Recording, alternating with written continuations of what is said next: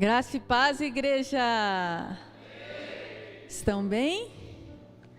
Num domingo a gente está aqui e a gente não aguenta de calor, está quase desmaiando de calor, né? Lembra do domingo passado? Foi por pouco, né? Outro domingo a gente já está aqui já com blusa, a galera já está vendo com blusa, tudo. Essa é Curitiba, né, gente? Quem ama esse clima?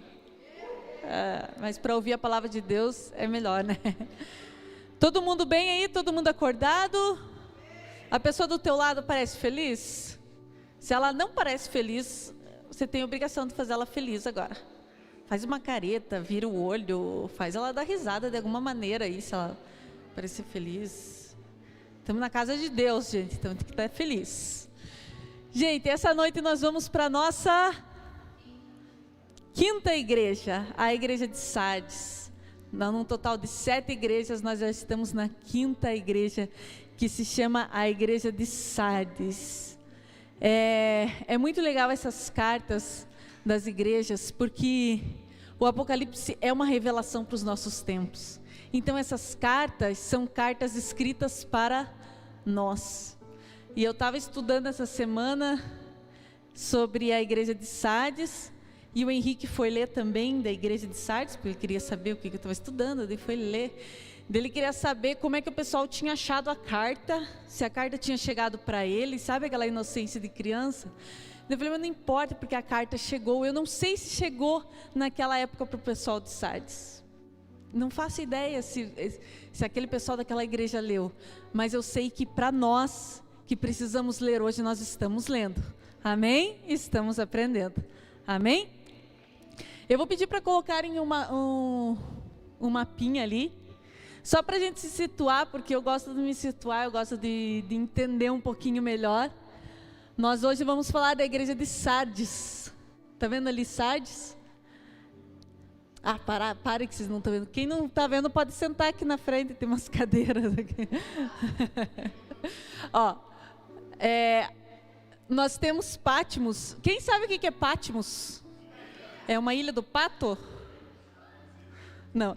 Patmos. Vocês lembram de alguma coisa da ilha de Patmos? O que vocês lembram da ilha de Patmos? Não, os pastor não pode.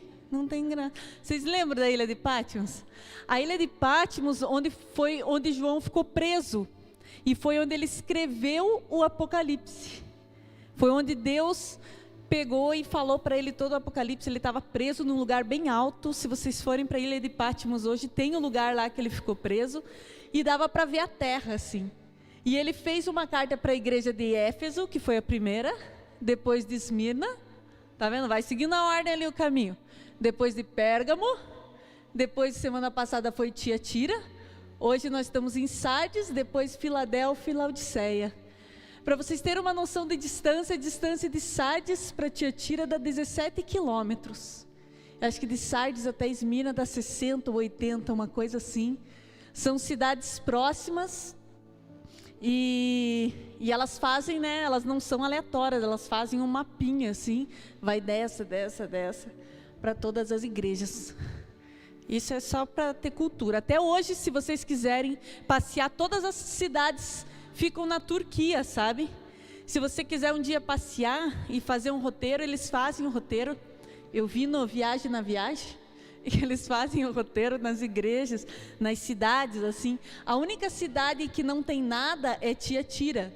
Não sei se vocês lembram que o Minoro ministrou semana passada, que Deus ia vir destruir, ia matar os filhos, e realmente destruiu a cidade inteira, então não sobrou nada da cidade. Eles só sabem que é lá porque eles encontraram um negócio antigo lá. Mas todas as outras cidades, elas têm, como que se chama? Ruínas, isso, tem ruínas das cidades daquela época, e são cidades que existem hoje, amém? Todas na Turquia, então o próximo passeio da gente é Turquia, né, pastor? Bora para a Turquia conhecer as cidades. Gente, e todas essas cidades eram cidades muito importantes, eram cidades de caminho, elas cidades costeiras que ajudavam a proteger a nação. Então todas essas cidades, Deus não mandava plantar igreja numa cidade que não tinha quase ninguém, eram cidades muito importantes, muito populosas, muito ricas. E todas essas cidades, todas elas, se você for pesquisar, elas tinham a sua importância para a época. E Sardes não era diferente.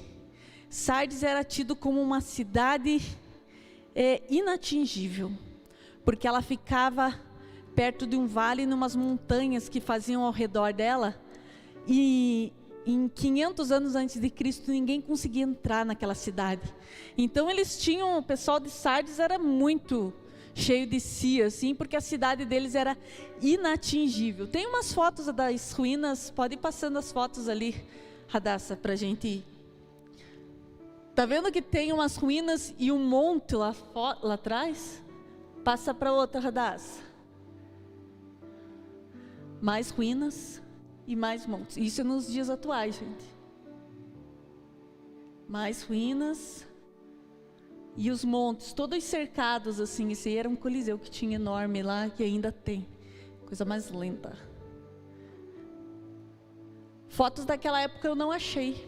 Não sei se queimou o filme. Procurei fotos daquela época, eu não achei, mas temos fotos de hoje para conhecer um pouco a cidade de Sardes. E aquela cidade sempre foi uma cidade muito importante, protegendo a área litorânea do povo partir, dos inimigos partirem para lá. E sempre foi uma cidade muito rica. Diz que lá tinha muito ouro. A galera peneirava areia lá e saía ouro. Diz que tinha muito ouro, então era uma cidade muito rica. E ela era fortificada e ninguém conseguia alcançar aquela cidade.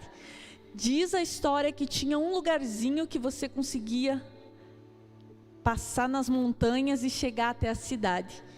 Mas ninguém conseguia descobrir esse lugar. E conta a história também que diz que um dia um soldado estava vigiando a cidade e derrubou seu capacete. E ele foi pegar o capacete que tinha caído. Mas quando ele desceu pegar o capacete, tinha gente vigiando. E descobriram onde essa era a trincheira para invadir Sardes. Então eles invadiram Sardes, 549 anos antes de Cristo, o reino persa, e depois ela passou para os romanos. A época que a carta foi escrita, todas as cidades eram dominadas pelo Império Romano. Amém? Marina é cultura também. Eu li, gente, eu estudei, eu não sabia, tá bom? Então Sardes é essa cidade. Eu queria que vocês se situassem um pouquinho geograficamente ali nas cidades, que é importante, e vocês entendessem um pouquinho de Sardes, porque nós vamos ver 4 pontos. Quantos pontos nós vamos ver? 4 pontos da cidade, da carta para a cidade de Sardes. Sardes era uma cidade, lembra disso, era uma cidade que ninguém conseguia atingir, mas era uma cidade que estava em declínio há muito tempo. Já tinha sido invadida, lentamente caminhava para o seu declínio definitivo, que ocorreu séculos depois. Tá bom? Então vamos lá para a Bíblia agora, ler a carta à igreja de Sardes. Está lá em Apocalipse 3, do 1 ao 6.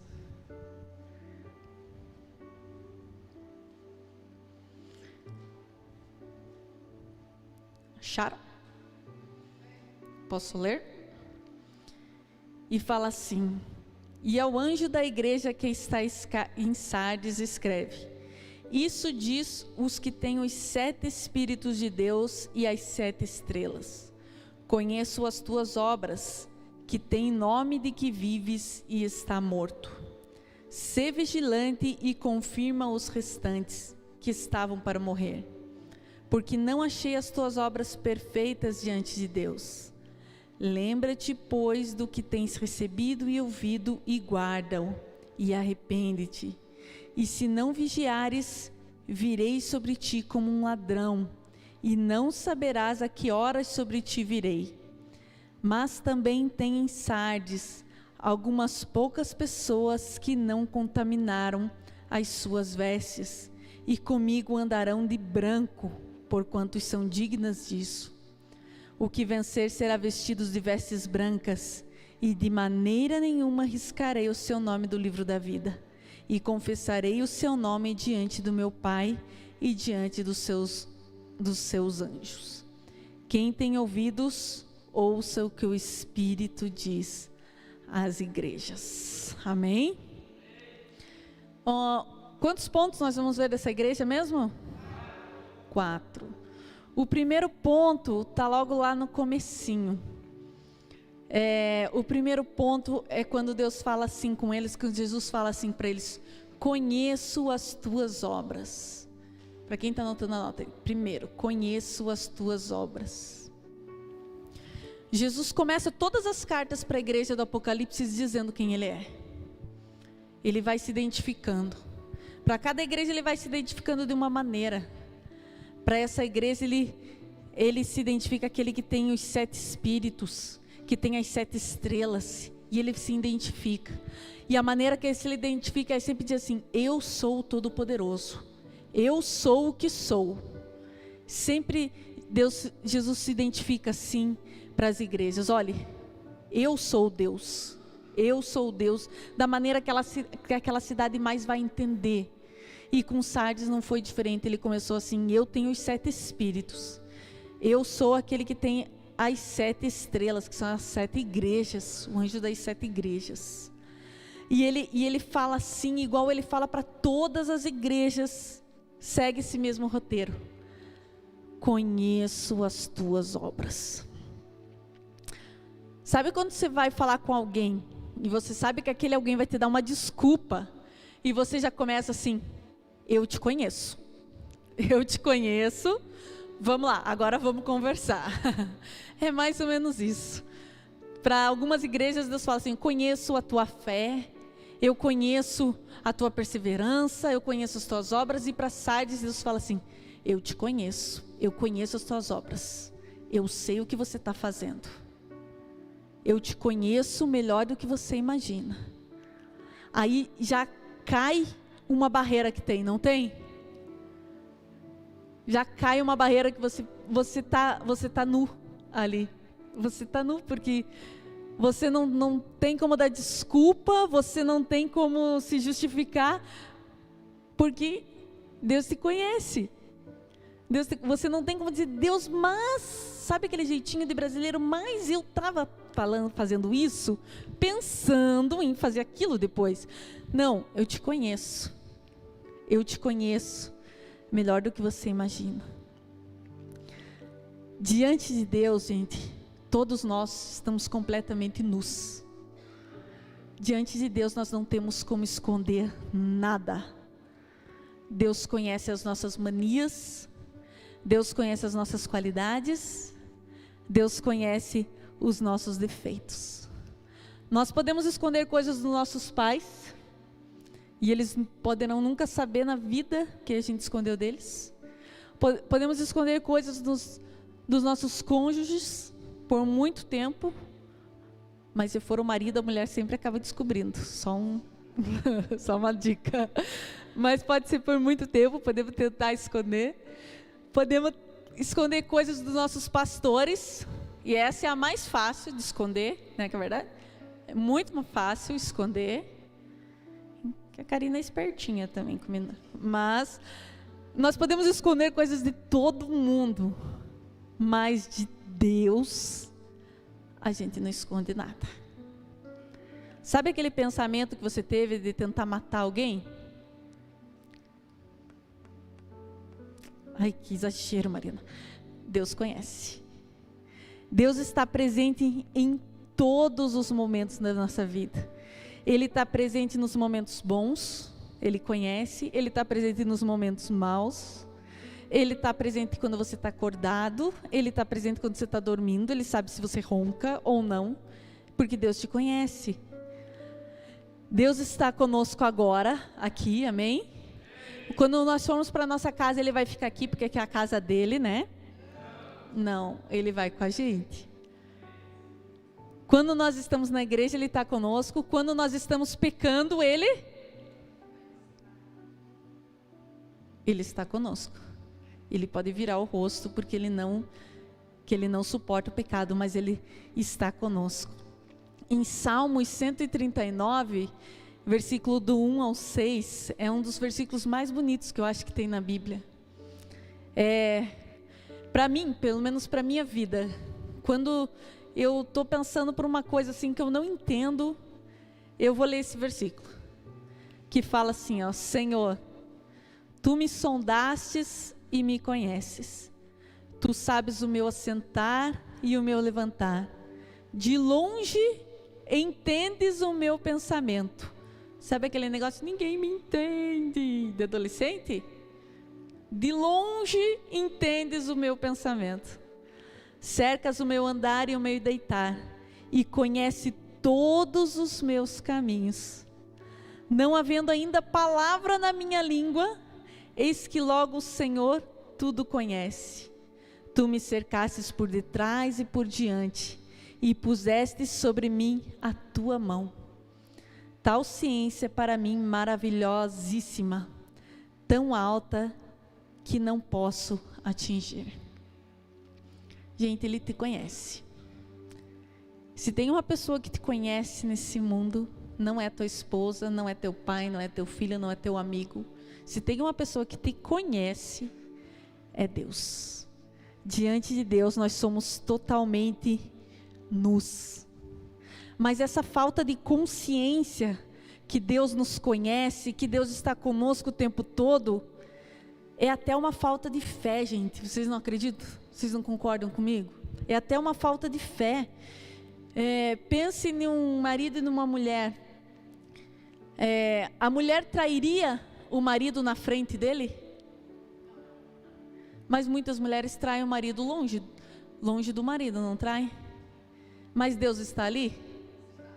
Se nós tivéssemos a consciência absoluta que Deus está todo o tempo perto de nós, será que nós pecaríamos tão seguidamente? Porque Ele está ali. Uma pessoa que vê pornografia, ele vê pornografia na frente da mãe? Não. Mas quando ele está vendo pornografia, é na frente de Deus? É na frente de Deus? É pior, gente. É pior, não tem noção. Gente, mas isso muitas vezes é falta de fé, porque a gente não se toca que Deus está conosco o tempo inteiro, e que Ele nos conhece, e que diante dEle nós não podemos nos esconder de nada. Nós não podemos esconder nada de Deus. Nada nós escondemos de Deus. Nós estamos totalmente nus perante Deus. Você entende isso? Deixando isso bem claro, Jesus continua a carta e passa para o ponto 2. Ele deixa bem claro que conhece, eu conheço vocês, e vamos para o ponto 2. Tem várias versões que falam assim: tem fama de estar vivo, mas está morto.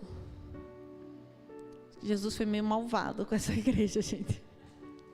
A gente tem fama de estar vivo, mas está morto. Gente, todas as igrejas, é incrível como todas as igrejas tratam de coisas muito atuais do nosso tempo, não é verdade? Ou vocês acham que é uma coisa que não tem nada a ver com o nosso tempo? Gente, e esse negócio da igreja de Sardes, que ter fama de estar vivo, mas estar morto, tem tudo a ver com a nossa geração.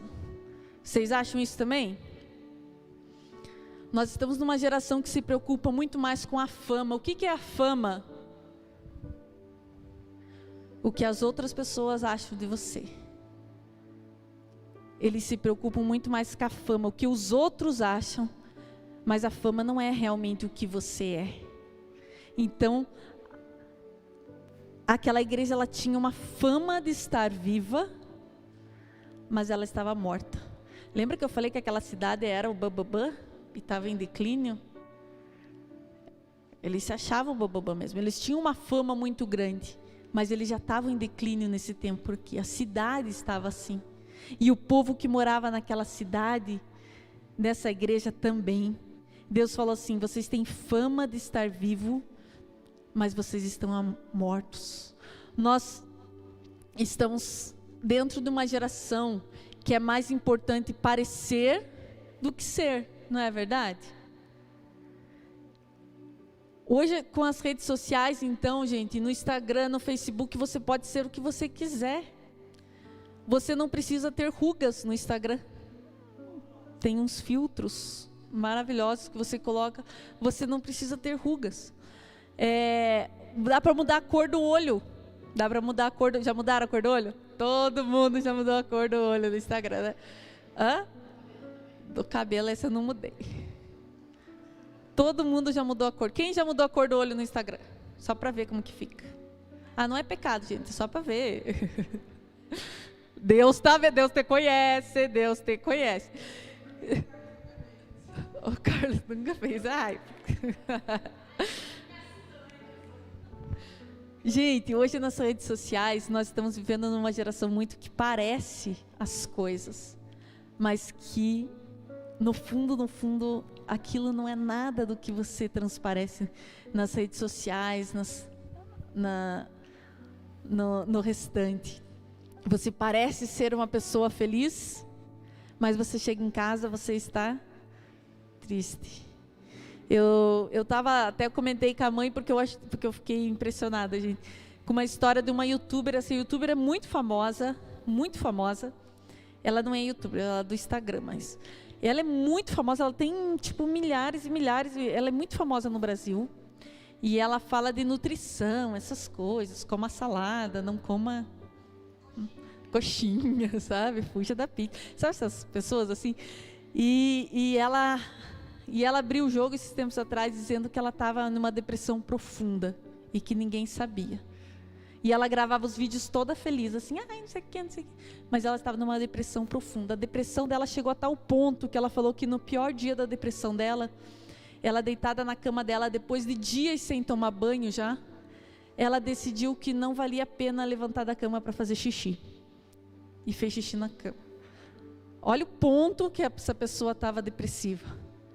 Mas os vídeos dela estavam lá, bombando. Não coma coxinha, não coma coxinha.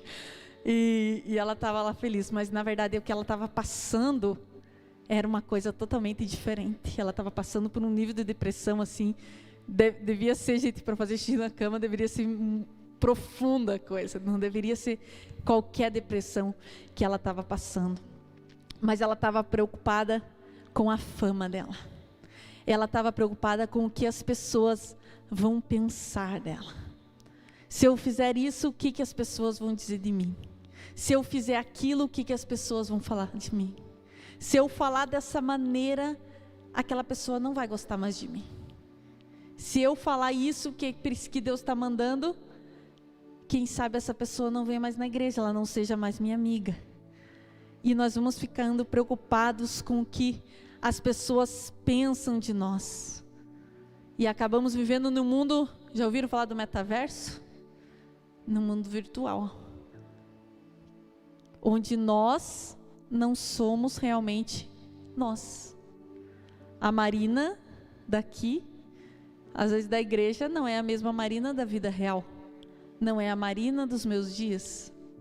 Porque aqui na igreja, eu preciso ter uma fama. Eu sou pastora, eu não posso ter uma fama ruim. Deus o livre, vamos parar de vir na igreja daí. Imagina se a pastora faz isso. Isso é o problema das nossas gerações. Mas todos nós erramos. E quem precisa nos conhecer, que é Deus, nós estamos totalmente nus. Deus já nos conhece, Ele deixou isso muito bem claro no começo. Ele falou, eu te conheço, não tente fugir de mim, eu te conheço. Será que a nossa vida espiritual ela é real ou ela está no metaverso? Será que a nossa vida espiritual, a gente vem na igreja, mas em casa a gente não é nada de crente? A gente só quer ter a fama de crente, mas na verdade não é um crente? Será que a gente não se preocupa só em parecer e não em ser uma pessoa segundo a imagem e a semelhança de Deus? Sardes era uma igreja incrível, gente. Ela não tinha a doutrina de Balaão. Ela não tinha uma Jezabel lá. Ela não era perseguida igual a igreja que o Carlos falou. Ela não tinha doutrinas nenhuma. Ela era uma igreja incrível. Mas a idolatria dessa igreja era a sua imagem. E essa é uma das piores. Essa o diabo nem se preocupa. Porque ela idolatrava a imagem dela. Ela idolatrava a fama dela. ela idolatrava o que iam pensar de mim. Nossa, eu sou Sardes, sou a cidade que ninguém entra. Nessa igreja aqui, e lá no quarto, era outra pessoa. Não importa quem você é, você não precisa transparecer para as pessoas uma coisa que você não é. Porque aquele que você precisa transparecer te conhece. Então não importa. Nós temos que parar de deixar de parecer e começar a ser. Chega de parecer crente, parecer ungido. No louvor, meu Deus, como tem isso, né? A gente já viu várias pessoas que tocam aqui, parecem ungido assim. Depois você descobre que a pessoa faz aquilo, peca o mundo. E você, como é que pode? É a geração de Sardes, é o princípio de Sardes que está nessa pessoa. Uma vez até veio um pastor aqui na igreja, muitos anos atrás, que vocês não vão lembrar, para depois não ficar perguntando quem era. Veio muito tempo aqui, e o cara pregou, né, profetizou, né, lembra aquele cara? Lembra? E daí depois a gente descobriu que acho que ele pegava o dinheiro e ia jogar, não sei aonde, né? Tipo, jogar pôquer, sei lá, jogar dinheiro, assim. Daí a gente, nossa! O que é um pastor desse? Um pastor que só está preocupado com a fama dele, com o parecer, e não está preocupado com ele, com o que ele realmente é, o que ele realmente é diante de Deus. Fala assim, misericórdia. Se eu fizesse assim uma questão, se eu pegasse as pessoas próximas de você e dissesse assim, escreve numa lista o que você acha da Juliana, o que a Juliana é. E se eu pedisse para Deus, e Deus, numa bondade, fizesse isso para mim também. Disse, Deus, faz uma lista do que você acha da Juliana. Será que a lista de Deus seria melhor que a lista das pessoas que vivem perto da Juliana? Ou será que a lista das pessoas que vivem perto dela não seria bem melhor que a lista de Deus? Eu peguei a Juliana porque eu posso falar mal dela. Porque eu acho que a lista de Deus ia ser pior do que da lista das pessoas, não ia. Porque Deus não conhece os nossos defeitos, e para as pessoas a gente não deixa transparecer os nossos defeitos, para a gente parecer ser uma coisa que não é. E pega muito isso na gente, pega muito, e não é só em vocês, pega em mim. Quantas vezes a gente fala assim, melhor eu não vou fazer isso, porque vão achar que eu sou muito grossa. Não é para você sair sendo grossa por aí, tá bom?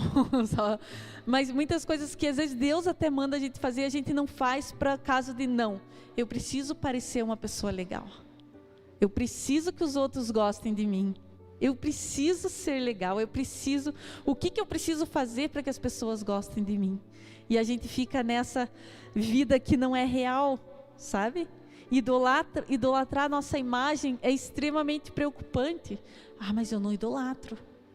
Mas a gente não faz muitas coisas para que as pessoas comecem a nos idolatrar, né? Dizer, nossa, que fulano legal. Que igreja legal.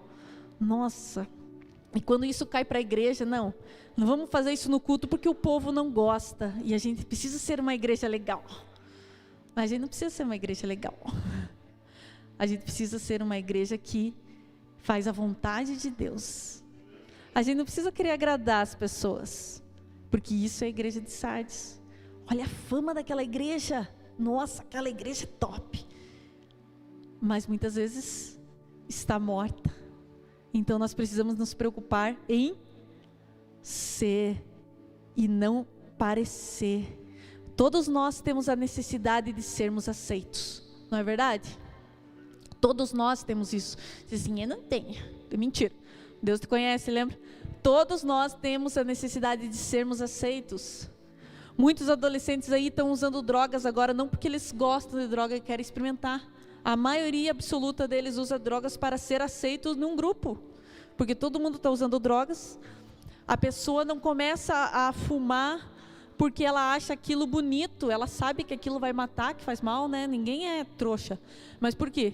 Muitas vezes ela começa a fumar para ser aceito num grupo, por causa da fama. porque nós temos essa necessidade de sermos aceitos por um grupo, aceitos por determinada coisa, e a gente faz coisas que a gente não deveria fazer e que não é do nosso perfil e que a gente não precisaria fazer, que a gente não quer, e a gente acaba fazendo somente para ser aceito. Eu lembro da história de uma pessoa na Bíblia que fez de tudo para ser aceito pelo pai. Vocês lembram quem é? É Jacó. Jacó, ele nasceu por segundo, e o pai dele, na Bíblia fala que o pai dele preferia o outro. Na cara dura, assim, na Bíblia fala já. E Jacó queria muito ser aceito pelo pai, ele queria muito ser o irmão dele.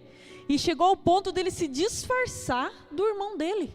O irmão dele era peludo e o pai dele era meio cego, ele colocou uns pelos, colocou a roupa do irmão. Para quê? Para se parecer com o pai. Para roubar a bênção do irmão, porque ele queria ser aceito. Ele queria ser parecido com o irmão. Ele tinha essa necessidade de ser aceito. E Jacó fez isso, fugiu, e depois de um tempo ele teve um encontro com Deus. Quem já foi para o encontro vai lembrar desse encontro com Deus.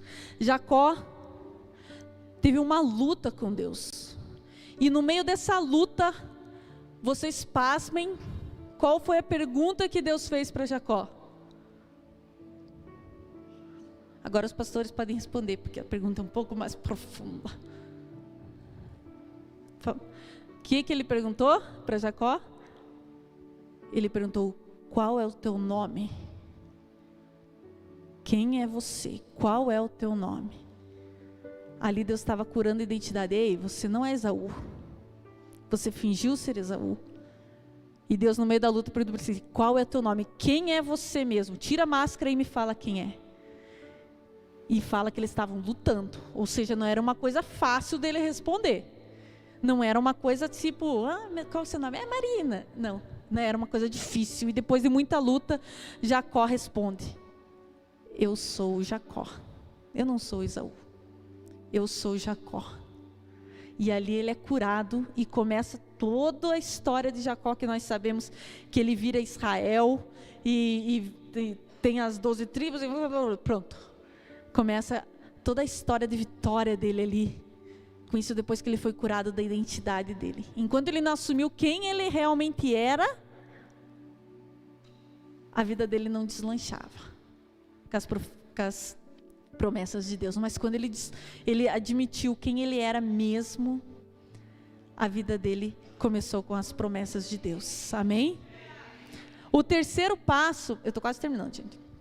O terceiro passo fala assim: ser vigilante e fortalece o que ainda resta. Lembra-te do que tens ouvido e recebido, obedece e arrepende-te. Lembra de tudo que você... Como é que você vai curar isso na sua vida? Como é que nós vamos curar isso de não ficar aparentando ser uma coisa e não ser? Lembra-te de tudo que foi ensinado, gente. Deus amou você exatamente do jeito que você é. Você não precisa ser outra pessoa para Deus te amar mais. Ele já morreu para você. E ainda pior ainda, porque a Bíblia fala assim, que Deus morreu por nós, nós ainda estamos sendo pecadores. Então Deus amou você na sua pior versão. Naquela versão que nem você se gosta. Foi nessa hora que Deus te amou. Você não precisa ser quem não é somente para ser aceito nesse mundo, porque o próprio Deus te aceita dessa maneira. O próprio Deus te aceita com as manias que você tem. Ele nos amou primeiro, e para isso, e isso para nós já é suficiente. Não é suficiente para você? Ele já te aceitou do jeito que você é. E se você tem erros, eu também tenho erros. E nós não precisamos esconder esses defeitos. Nós precisamos tratá-lo, esses defeitos. Esconder não vai nos levar em lugar nenhum. Só não vai nos dar fama. Agora, tratar os nossos defeitos vai nos levar a um nível maior. Mas quando nós escondemos, não tem como Deus tratar. Nós estamos escondendo os nossos defeitos. Não tem como Deus tratar. Hoje eu profetizo sobre a vida de cada um de vocês aqui, que nós vamos sair daqui com a capacidade de andar pelado diante de Deus. Amém? Nós vamos sair aqui com a capacidade de andar nu, não por aí. Diante de Deus, de estar nu, de ser você mesmo sem sentir vergonha. Ó Deus, eu tenho esse defeito, eu sou terrível aqui. Ó pastor, já quero avisar que eu sou assim mesmo, eu tenho esse defeito, mas me ajuda. Porque nós precisamos estar nus, nós precisamos ser quem nós realmente somos, sem se preocupar com o que os outros estão pensando de nós. Porque Deus já tem pensamentos sobre nós. Deus já sabe quem nós somos. Lembra de Adão e Eva quando pecaram? Primeira coisa que eles foram fazer foi se esconder, colocar uma roupinha. Daí colocaram uma roupinha. Colocaram uns matinhos lá. E daí Deus, quando encontrou eles, o que Deus perguntou para eles? Primeiro, onde estás? E depois, perguntou, o que vocês estão de roupa? Como assim? O que vocês fizeram? Né? O que está acontecendo aqui? O que vocês estão de roupa? Porque Deus conhece. Mas eles estavam tentando esconder uma coisa. Eles estavam tentando esconder, eles achavam que Deus não conhecia, eles não sabiam que eles tinham pecado. Que eles estavam tentando esconder aquilo, esconder uma coisa que eles não eram. E Deus falou assim, não, por que vocês estão nus? Naquela hora Deus já, embora Deus já tivesse visto, né?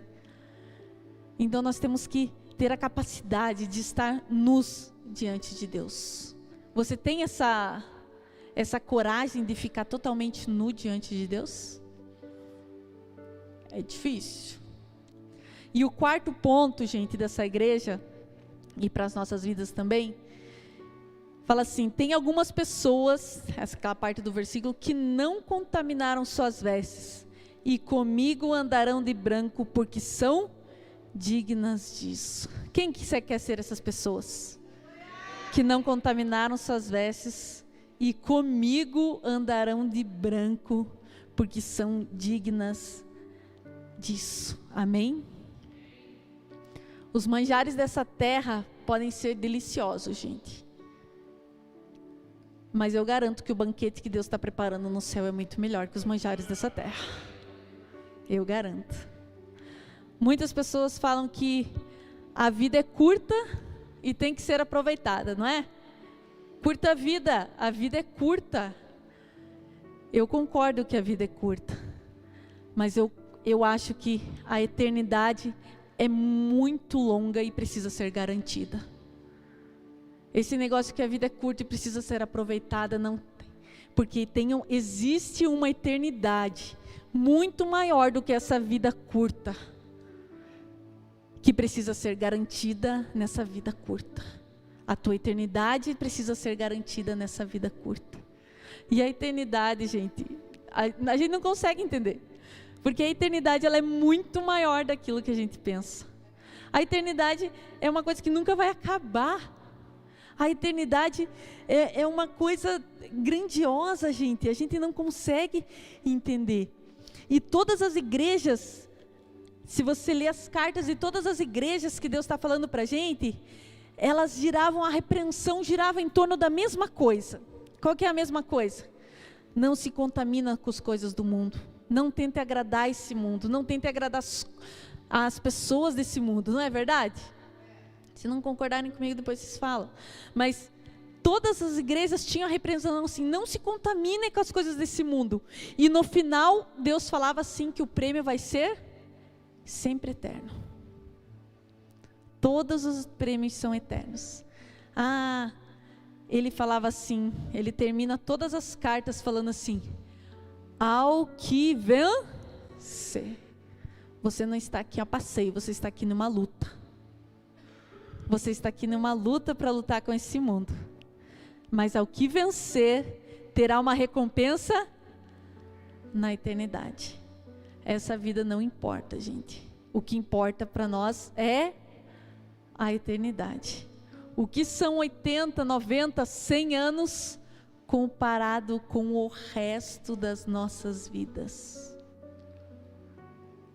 Mas todas as repreensões traziam uma mensagem: mantenham suas vestes brancas.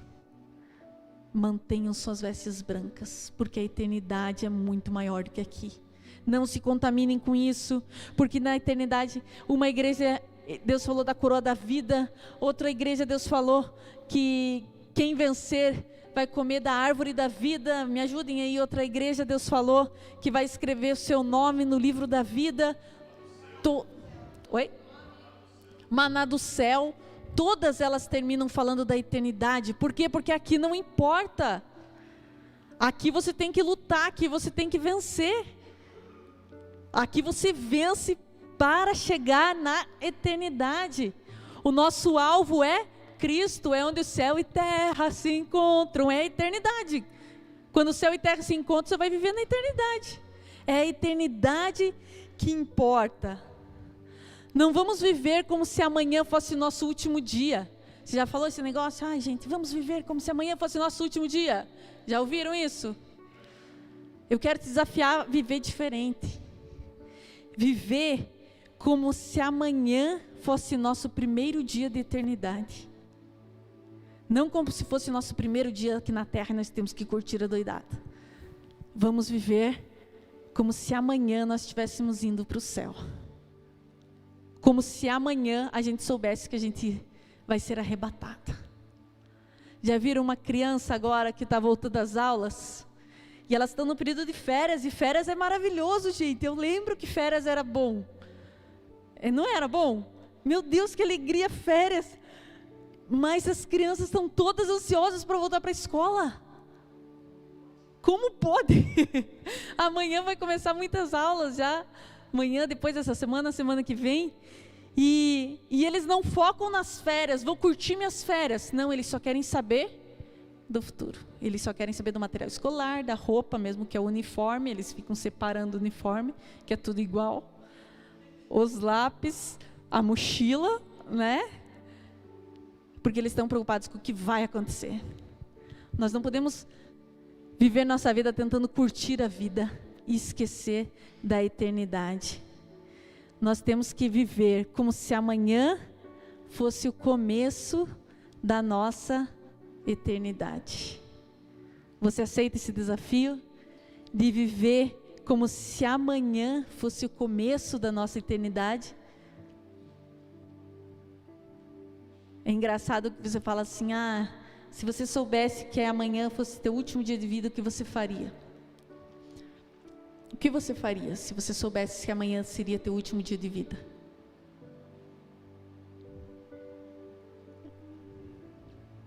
Deus conhece você. E a maioria diz assim: não, eu vou gastar todo o meu dinheiro que na conta para não deixar para ninguém. Eu vou no shopping, eu vou comer o que eu nunca tive coragem de pagar. Eu vou viver com o dinheiro. Mas estou errado. Se eu soubesse que amanhã seria meu último dia de vida, eu teria que estar garantindo a minha eternidade, porque a vida já passou.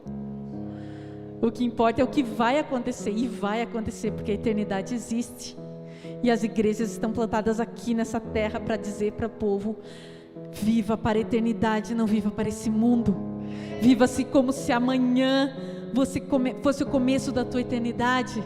E as cartas terminam assim: ao que vencer. Você é um vencedor nessa noite. Você vai vencer, junto comigo, nós vamos vencer, amém? E ao que vencer, todas as cartas terminam assim, gente. Nós seremos esses vencedores que as cartas do Apocalipse diz. Nós seremos esses vencedores, eu e você venceremos. Nós não viemos a esse mundo de passagem. Nós viemos nesse mundo para vencer, para nos encontrarmos com Deus um dia, para vivermos a eternidade. Essa vida serve para a gente treinar para a eternidade, para a gente garantir a nossa eternidade. Porque o dia mais importante da sua vida não vai ser o dia que você vai ser promovido no teu emprego, não vai ser o dia do teu casamento, não vai ser o dia que teu filho vai nascer. O dia mais importante da tua vida vai ser aquele dia que você vai se encontrar com o Rei dos Reis, Senhor dos Senhores. Esse será o dia mais importante da sua vida. E você está se preparando para esse dia? Você está preparando para a sua eternidade? E ele termina dizendo assim: quem tem ouvidos para ouvir, ouça o que o Espírito diz às igrejas. Amém.